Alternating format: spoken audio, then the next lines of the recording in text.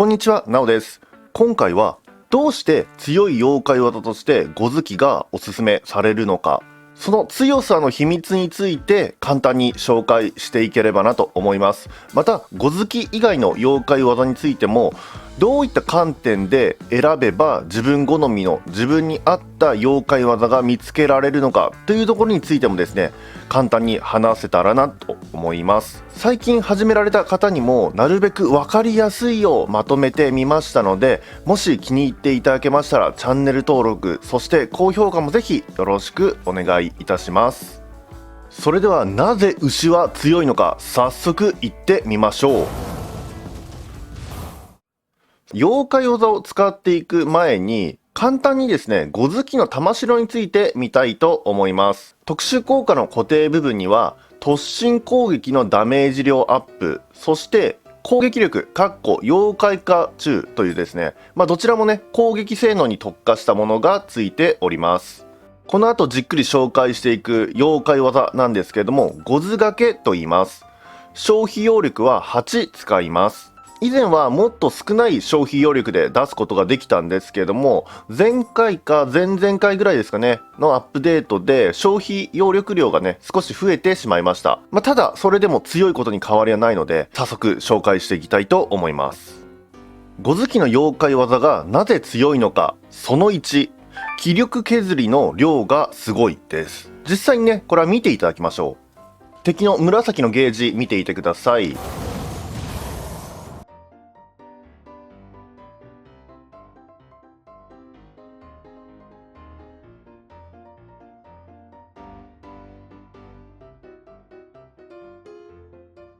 はい、このようにですね、簡単に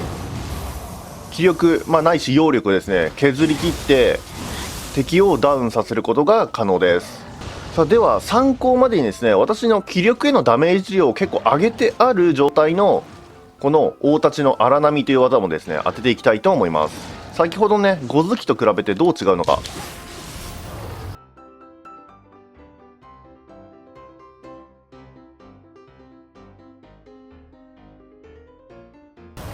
こちらもですね、実際の荒波よりもかなり気力ダメージ量を多く与えられるようにはしてあるんですけども、それでもねこの程度ですよね。このように気力、ないし揚力へのダメージ量が非常に高い、これがゴズキの妖怪技の強さの秘密一つ目になります。続いて紹介するゴズキの強さの秘密2つ目は、敵の行動を強制的にストップさせる力が非常に高いという点ですね。この妖気の行動をゴズキの妖怪技によって潰すシーンをですねぜひ見ていただければなと思います。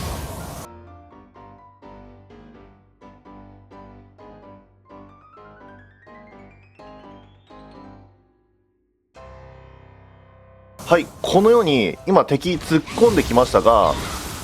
ゴズキの妖怪技で強制的にですねストップさせることが可能なんですよね。また見ていただきましょう。もちろん突進技以外にも他の技を止めることが可能です。これちょっと分かりづらかったですかね。やはりこの突進攻撃がですね非常に止めてるのは分かりやすいかなと思いますが、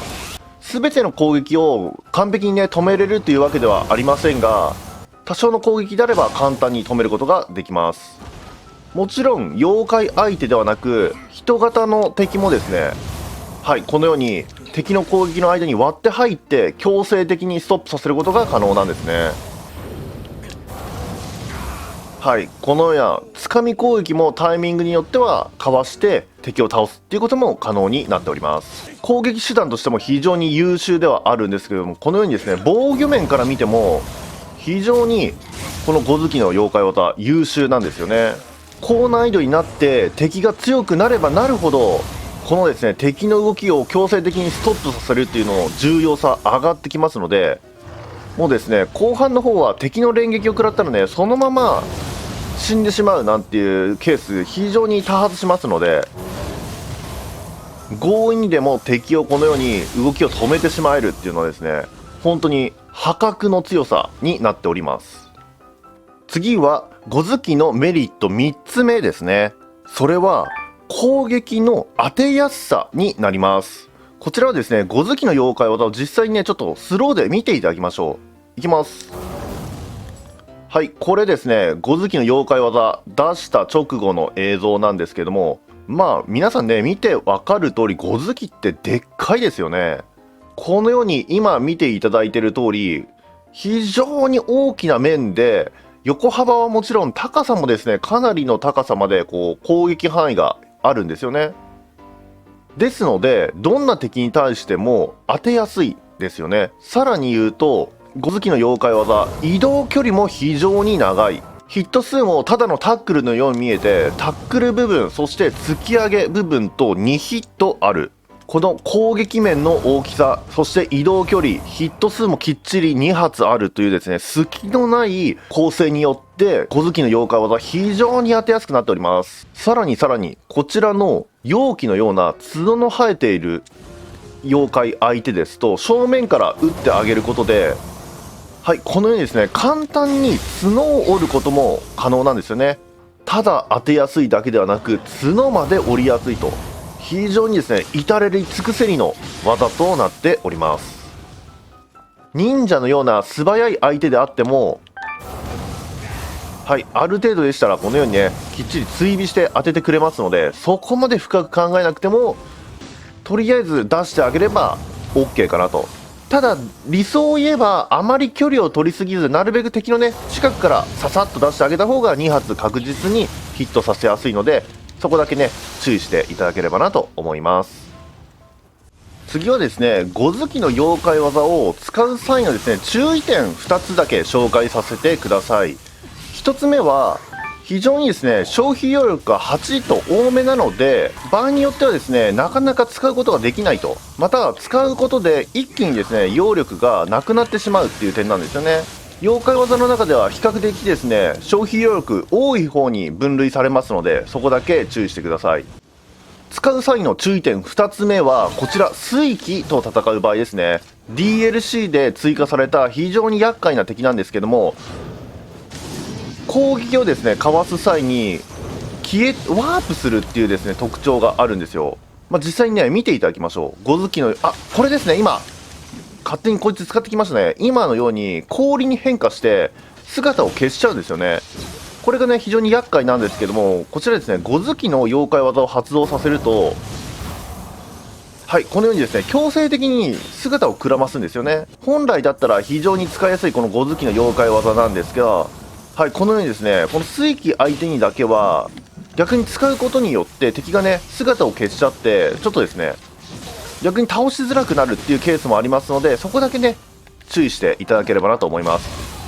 使い方によってはね敵の攻撃をキャンセルさせることにもつながってますので、そこまでね気にしすぎる必要はないんですけれども、そういった敵もいるよぐらいにね覚えておいていただければなと思います。ちなみに序盤でゴズキの玉城をたくさん入手したいという場合はですね、こちら極光編のですね地獄のスキ車、ここもですね非常にゴズキの玉城をですねマラソンするには適した場所になってますね。私は序盤の方ここで確かゴズキの玉城を集めてた気がしますね。一番最初のメインミッションってちょっとですね玉城のドロップ率が低いんですよね。ただしこちらでしたら今見ていただいた通りほぼほぼ玉城落としてくれます。しかも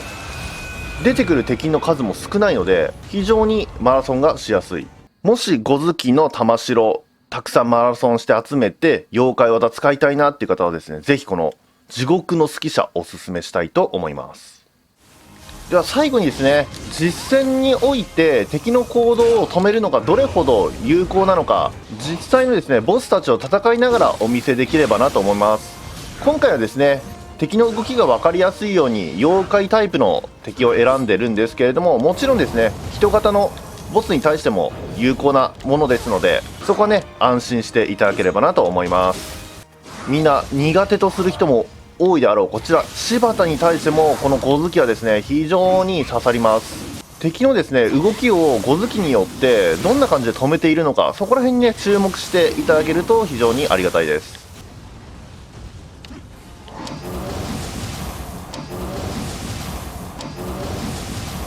はい、このようにですね今分かりましたかね、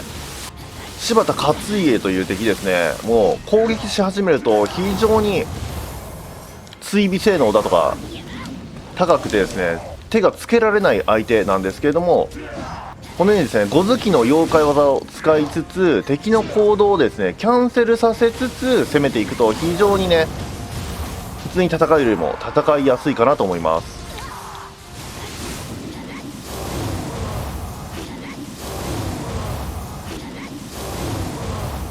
はい、今もね正面からちょっとね光ってて見づらかったかなっていう点もあるかもしれませんが、きっちり敵の正面から当ててやると、それさえできてればある程度の攻撃はですね強制的にストップさせることが可能です。はい、突進のね試合ならゴズキの方がさすがに上だと。柴田もね非常に強い敵ではあるんですけれども、はい、こういう突進も、はい、ゴズキのねこの移動距離の長さをもってすれば、あんな適当に出しても正面からヒットさせて動き止めることが可能になるんですね。以上、簡単ではありますが敵の攻撃をキャンセルさせつつ戦うことのメリットが少しでも伝えられたら幸いかなと思います。今回メリットを紹介した際に、あれダメージ量とか何にも触れてないけどと思われた方ももしかしたらねいらっしゃるかもしれませんが、その通り妖怪技はですねダメージ総数だけではないんですよね。はい、敵の攻撃をストップさせるのであればゴズキ以外にもねこのお坂部姫も非常に優秀ですし、角の折りやすさだったりとかダウンのさせやすさでいうと、この1本だったらこちらも非常に優秀ですね。さまざまな技の途中からですねこのように出すことができて簡単にダウンを取れますので、対人型にとってはこのね1本だったらもう非常に使いやすい。じゃあそうは言うけどダメージをたくさん与えられるじゃあ妖怪技ってないのって言うとですね、もちろんそんなことはありません。まあよく上がってくるのはこのね貨車の妖怪技、もう接近してですね出した時の貨車のダメージ量っていうのはね本当にすごいものがあります。しかも追尾性能というかね、敵をねずっと追いかけてもくれますので、ダメージ量重視で見るんであればこの貨車の妖怪技はね非常におすすめです。最後ですね、次が最後に紹介したいのはこちら大竹丸の妖怪技ですね。こちらもね非常に便利です。何が便利かって3属性同時にかけることができますので、簡単にねこのように混沌やられに持ってきます。入手時期はね少し遅いのでそこだけネックかもしれませんが、入手した際にはぜひね試していただければなと思います。いかがだったでしょうか。各地でおすすめされるゴズキの妖怪技の強さ、少しでも伝わりましたでしょうか。また合わせて簡単にね妖怪技を選ぶ際の重要なポイントについても話させていただきました。もし何か不明な点等あれば私ライブ配信等もやってますので、ぜひその時にでもですねコメント欄に書いていただければお答えしたいかなと思います。それではまた次の動画でお会いいたしましょう。